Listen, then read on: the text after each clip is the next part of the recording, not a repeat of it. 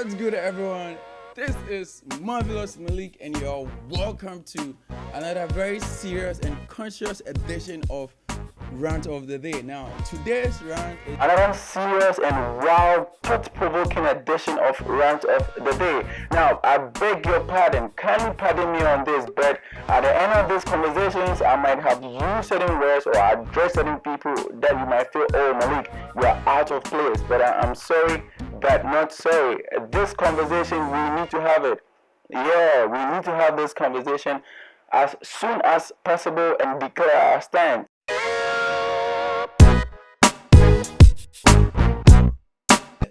Yo, let me set the record straight before you begin to think that I am just making things up. No, on Rant of the Day, before I come here, I really do my research right. So let me just give you some quotes and some research, and when I'm done, we go on to the real actual scenario. Why I'm here looking this anxious and this mad. I'm not mad per se, but yo, we can't continue to do this. Where are you? Where are you? Where are you? Where are you?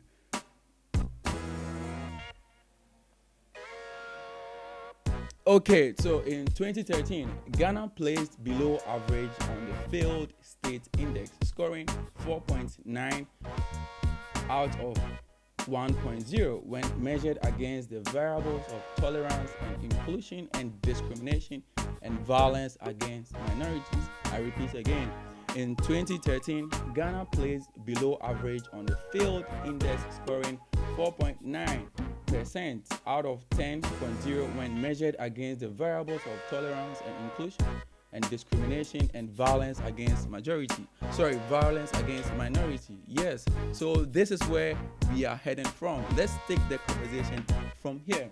Now, before we actually go deeper into the conversation, I am going to give you two solid reasons or two solid facts that Islamophobia is not a day-old concept in Ghana. No. Now, one solid evidence of perpetrated Islamophobia in Ghana is the fact that you remember back in high school, junior high schools, or even in the universities, right? When a class is tasked to sing or do something in unison, something that concerns singing or reciting something in unison, and it doesn't go as planned. In the case where a group will start first and others will start late, and there is this inconsistency, a teacher is likely to tell you that, why are you singing like you are in Makaranta? You think you are in Makaranta. Now, Makaranta is a place of Islamic studies, madrasat. Now, every teacher, I can't say every teacher, but then out of 100 teachers, 90% of them are most likely to say something like this in situations like this. Like, yes, when we're growing up, I never liked it, not because I thought it was Islamophobic or I wasn't open to, or I wasn't privy to this concept of Islamophobia, but then I felt like, no, what the fuck do you think we are doing in Makaranta or Masjid or Madrasa that you think is so bad and appalling as compared to what these kids are doing or what we are doing in class? Like, what do you think we are doing in the Makaranta that it is so appalling such that you compare it to what students are doing when they don't sing correctly or they don't recite something in unison? But then after growing up and realizing, no, it wasn't just me feeling bad about it, it was also the ignorance of the teacher that made him so Islamophobic. And that was actually Islamophobic, if you ask me. If you don't attest to this fact, if you are a Christian or anyone who doesn't attest to this fact, then I'm sorry, that person is a big hypocrite. Like, yes, this happens in the university. It happens everywhere. It happens in junior high schools, primaries. It happens almost everywhere there is education. Like, honestly, we all know this. Long perpetrated solid form of Islamophobia is a word that is coined by the accounts in Tafo. This word is very derogatory, it's very dehumanizing, and it's sad that even now people use words like this. We have heard prominent people, like some people like Kenene Japan, they sit on national TV and use words like this. Yeah, I'm sorry I have to mention his name, but it's true. This is a form of Islamophobia too. Now, the real issue at hand is that a father angrily storms one senior high school, Wesley Girls Senior High School, to withdraw his child because the school wouldn't allow his daughter to take part in fasting. We all know how important fasting is on the Islamic calendar, and for a school like Wesley Girls Senior High School to not give students the chance to participate in their right as a religious duty, I feel it's way overboard. We all know that Wesley Girls Senior High School is a Christian-dominated school, but they are just a minute unit in Ghana where freedom of religion is highly upheld. Down, and then we started the discussion. So in fact, I said that I want to take her home and then change school for her so that she can get a school where she can do the fasting. But later on, when we finished and the head asked her whether she's ready to go out of this school and go to another school, she said no. Bushira Ismail indicated although she has come to love the school because of the ideals and the holistic education provided, she wishes management would reconsider its stance on fasting. Thus, the headmistress put the question to the student after the father still insisted withdrawing the daughter from the school. She asked her if she wanted to stay and learn or follow the dad. Bushira replied she would stay and learn. The matter was thus settled, and the father of Bushira told Joy News once his daughter has agreed to stay, he had no option than to allow her to stay, but insists the school should do something about their stance. Reporting from Wesley Girls High School in Cape Coast, Richard Kwejenyako for Joy News.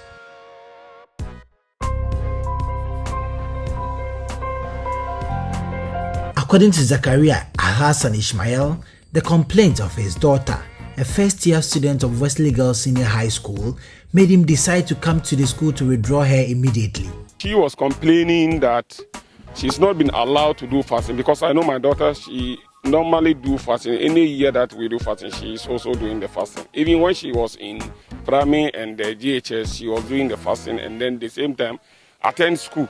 So when she came here and she's not been allowed to take the to do the fasting, then she was worried.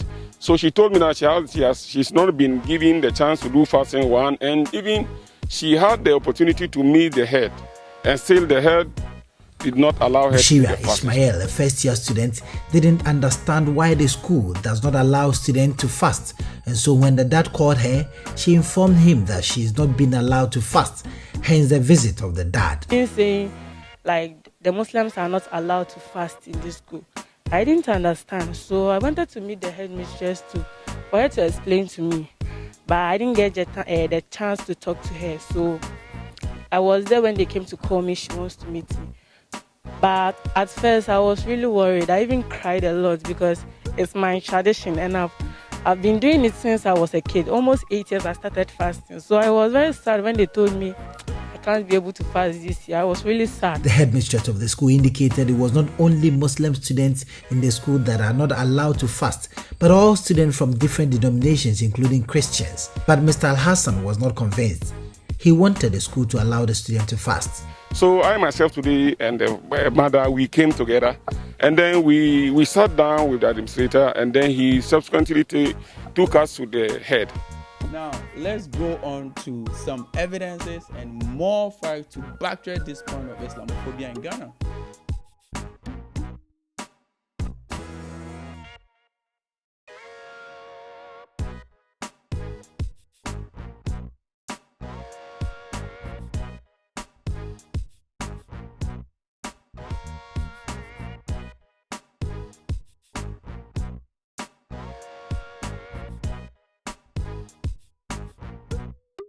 Now, back to the story of Wesley Girls Senior High School. The Ghana Educational Service has intervened, which is cool, which is right. They have found a way to resolve this. But in a letter issued by the Ghana Educational Service, it doesn't seem that they are giving real prominence to Muslims as a sect. They are just, I don't know how to put it, but hey, this is the letter on the screens.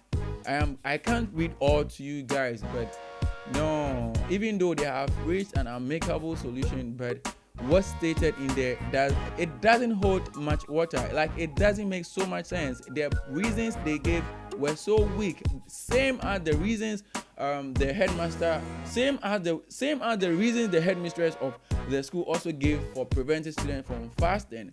But why does this continue all the time? Is it because there is no solid Muslim front to represent Muslims, or Ghanaians are, or the law does not just favor Muslims?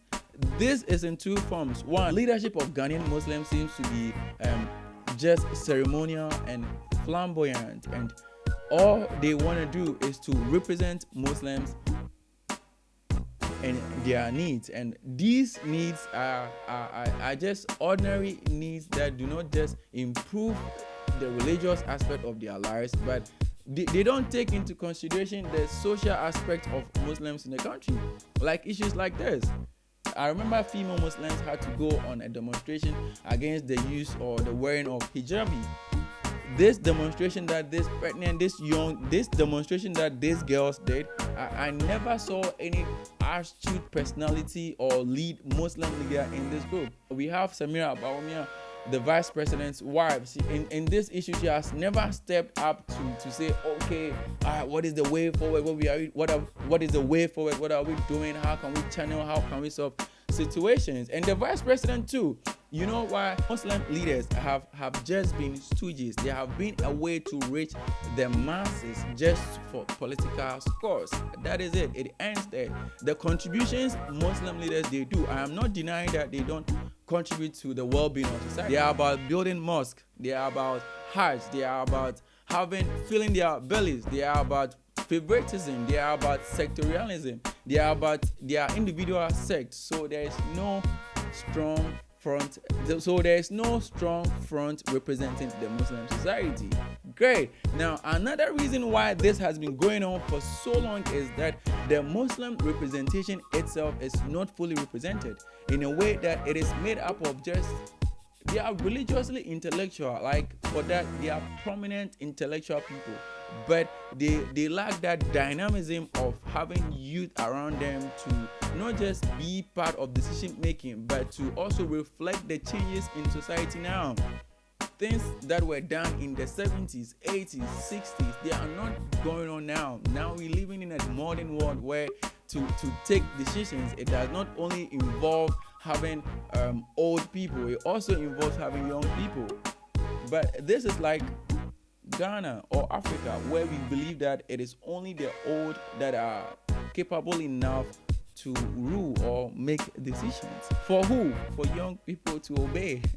That is sad and funny. We can't always be ranting. We should also seek to find amicable ways of solving issues like this. The way forward, number one, is that the Muslim society, their leadership, our fathers, our grandfathers, the prominent elders we have in the society should actually embrace the fact that we are in a very modern world, and that to rule or to govern or to lead a society or a group of people, it is necessary to have the youth among decision-making bodies.